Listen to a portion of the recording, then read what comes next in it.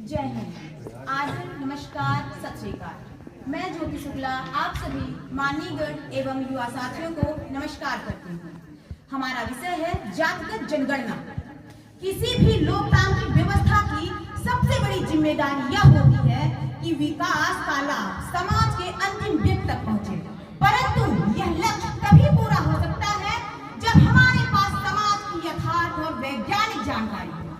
इसी संदर्भ में मैं जाति जनगणना की आवश्यकता अत्यंत महत्वपूर्ण हो जाती है। आज हम अनेक कल्याणकारी योजनाएं चला रहे हैं, शिक्षा, स्वास्थ्य, रोजगार, आवास और सामाजिक सुरक्षा से जुड़ी हुई योजनाएं। परंतु प्रश्न यह है कि क्या इन योजनाओं का लाभ वास्तव में सबसे अधिक वंचित वर्गों तक पहुंच पा रहा है? यदि हमारे पास यह स्पष्ट आंकड़ा ही नहीं है कि कौन-कौन से सामाजिक समूह आज भी पिछड़ेपन, गरीबी और संसाधनों की कमी से जूझ रहे हैं, तो नीति निर्माण अनुमान के आधार पर ही होता रहेगा। जाति जनगणना का उद्देश्य समाज को बांटना नहीं, बल्कि असमानताओं को पहचानना है। यह जनगणना हमें बताएगी कि किन समुदायों की शैक्षिक स्थिति कमजोर है, किन की आर्थिक भागीदारी न्यूनतम है और किन वर्गों तक विकास की किरण अब तक नहीं पहुंची है। जब पहचान स्पष्ट होगी, तभी सहायता भी सटीक और न्यायपूर्ण हो सकेगी।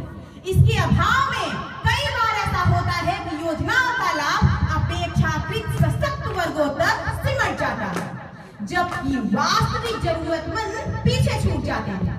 जाति जनगणना इस विसंगति को दूर कर सकती है और लक्षित लाभार्थियों तक योजनाएं पहुंचाने में सहायक बन सकती है।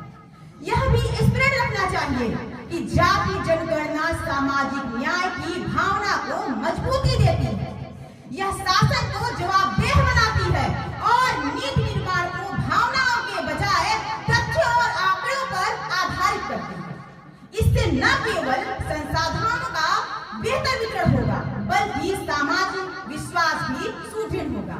अतः माननीयगण, जाति जनगणना किसी वर्ग विशेष के पक्ष या विपक्ष में नहीं, बल्कि समावेशी विकास और समान अवसर की दिशा में एक आवश्यक कदम है। इसी के साथ हम यह कहना चाहेंगे कि जिस तरह